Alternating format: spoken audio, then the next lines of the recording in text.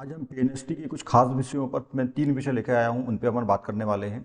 बहुत ही महत्वपूर्ण विषय हैं, जो आप लोगों के कमेंट्स आ रहे हैं उसके आधार पर मुझे लगा कि इस पर बात करनी चाहिए, आपसे इस पे वीडियो बनाऊँ मैं। तो सबसे जो पहला विषय है वो है मेधावी छात्रवृत्ति योजना। क्या सर इसमें मिलेगी क्या? तो मैं आपको बता देना चाहता हूँ, ये आप जो बीएससी नर्सिंग ट्रेनिंग का कोर्स करेंगे, मतलब काउंसलिंग के बाद यदि आपको अलॉटमेंट हो जाता है, कॉलेज आपका सिलेक्शन हो जाता है, तो आपको किसी भी तरह की कोई भी छात्रवृत्ति नहीं मिलेगी, ना ही मेधावी मिलेगी और ना ही जो सामान्य छात्रवृत्ति स्कॉलरशिप मिलती है वो मिलेगी। और किसी भी तरह की इस तरह की कोई भी विशेष या नॉर्मल छात्र स्कॉलरशिप है वो नहीं मिलती है। क्यों? क्योंकि ये जो कोर्स आप जो कर रहे हैं ना, ये कोर्स नहीं है, एक्चुअली ट्रेनिंग है। और आपका ये गवर्नमेंट जॉब है, रिक्रूटमेंट एग्जाम है, गवर्नमेंट जॉब है ये आपका।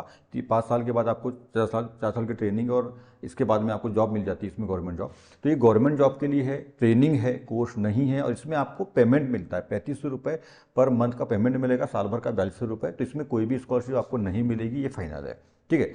दूसरा विषय अपना ये है कि सर काउंसलिंग यदि 2 राउंड 3 राउंड जो भी काउंसलिंग का होगा, तो सर क्या 3 राउंड यदि काउंसलिंग होती है तो क्या तीनों राउंड में 1,000 रुपये फीस लगेगी काउंसलिंग की? तो बिल्कुल नहीं लगने वाली है। फर्स्ट राउंड जो काउंसलिंग का होगा उसी में 1,000 रुपये फीस लगेगी। काउंसलिंग की फीस 1,000 रुपये है। पोर्टल चार्ज 50 रुपये या 100 रुपये आपको और लग सकता है, पोर्टल चार्ज और नेट का चार्ज। तो ऐसे 1100 रुपये लगभग, 1200 रुपये लगभग जो भी है, लगभग 1100 रुपये का खर्च आपको आएगा। और 1,000 रुपये जो है वो एक ही बार देनी है। सेकेंड राउंड और थर्ड राउंड की काउंसलिंग यदि होती है तो उसमें आपको केवल जो नेट चार्ज है 100 से, नेट चार्ज और पोर्टल चार्ज जो 50 से 100 रुपये का, वो बार लगेगा। 1,000 रुपये बार बार नहीं लगेगा, 1,000 रुपये एक ही बार लगेगा। बाकी बार जो 2 बार है उसमें 50 से 100 रुपये खर्च आएगा बस। ठीक है। तीसरी बात को यहाँ पे समझना है अपने को। आप देख रहे हैं यहाँ पे डीएमई की सीटों का 810, डीएमई की 810 सीटों का यहाँ पे विवरण मैं लेके आया हूँ।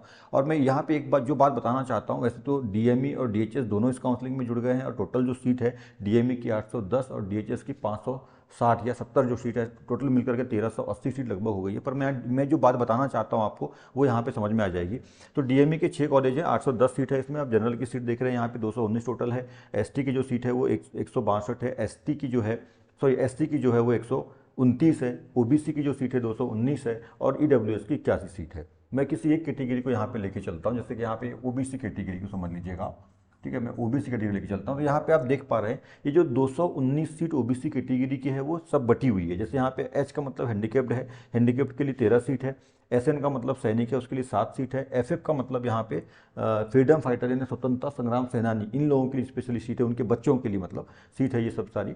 ठीक है। तो उनके लिए सीट है यहाँ पे एक, सॉरी ये 6 है। ये 6 कॉलेज की एक एक सीट है, तो मतलब 6 होगी, 6 सीट यहाँ पर है। ऐसे टोटल मिला करके जो है 26 सीट यहाँ पर है।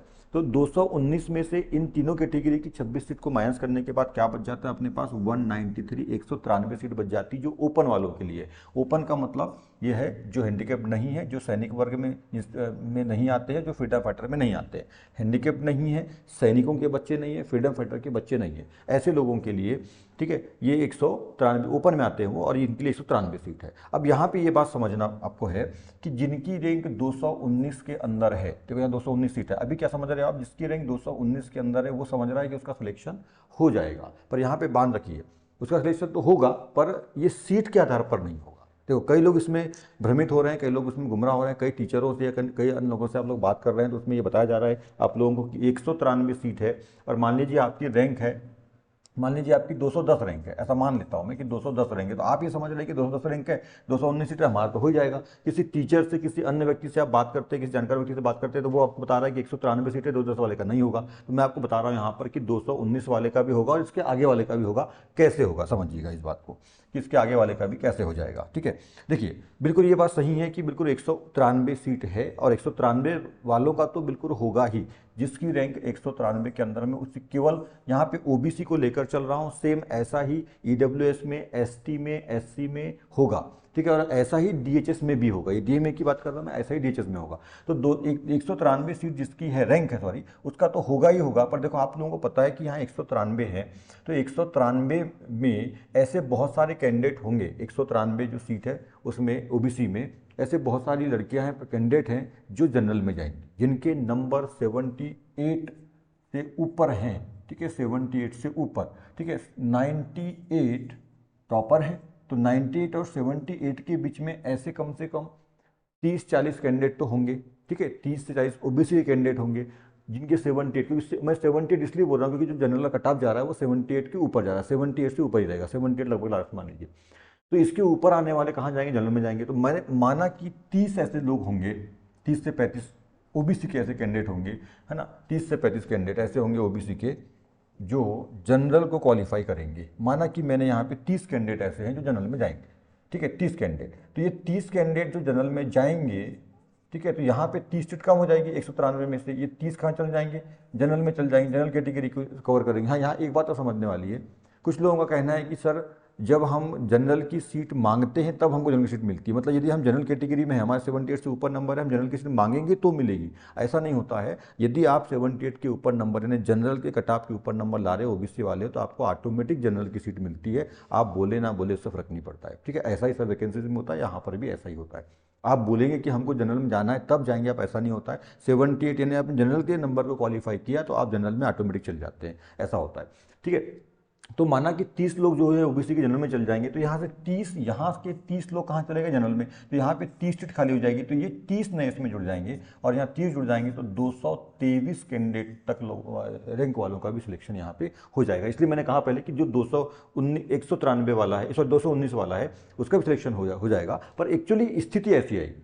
अब उन लोग बोल रहे हैं आपको कि सर 193 वाले तक का होगा, 197 वाले का नहीं हुआ, क्योंकि इसलिए ऐसी स्थिति, क्योंकि 196 रैंक वाली एक कैंडिडेट का मुझे अभी मैंने 1-2 दिन पहले बात की थी, तो उन्होंने सर बताया, किसी से उन्होंने बात किया होगा, तो उन्होंने बताया, बोल रही थी कि सर वो कुछ सर से बात की थी हमें, तो 193 है तो आपका 196 आपका नहीं होगा, ठीक है। तो वो बेचारी घबराई हुई थी, तो मैंने उनको बताया कि आपको 101% हो जाएगा। और क्यों हो जाएगा, कारण इसका ये है, बिल्कुल ऐसा होने वाला है। तो ये तो 3 नंबर का बिल्कुल गेप है यहाँ पे, जो 93 सीट है और 96 3 नंबर, इनका तो 100% होने वाला है। पर यहाँ पे मैं बोल रहा हूँ कि 30, यहाँ पे मैंने 30 लिया है। देखो मैं ये ऐसा मान ही चल रहा हूँ कि 30 कैंडिडेट जनरल में जा रहे हैं, जरूरी नहीं है, मैं ऐसा मान चल रहा हूँ, हो सकता है ये 40 भी जाए, हो सकता है 20 भी जाए, हो सकता है 50 भी जाए, तो डिपेंड करेगा इन सब चीज़ों पर मैं यहाँ 30 मान के चल रहा हूँ। अब आप वो कितना जाता है वो तो मैं भी नहीं बता सकता कि कितने कैंडिडेट। अच्छा, अपने को यदि ये बात मालूम हो जाए कि ओबीसी एससी एसटी के कितने कैंडिडेट हैं जिनके नंबर 78 के ऊपर है, यदि ये बात मालूम हो जाए, तो अपन यहाँ पे श्योर आंकड़ा निकाल सकते हैं कि किन किन लोगों का सिलेक्शन ओबीसी में होगा, एससी में होगा, एसटी में होगा।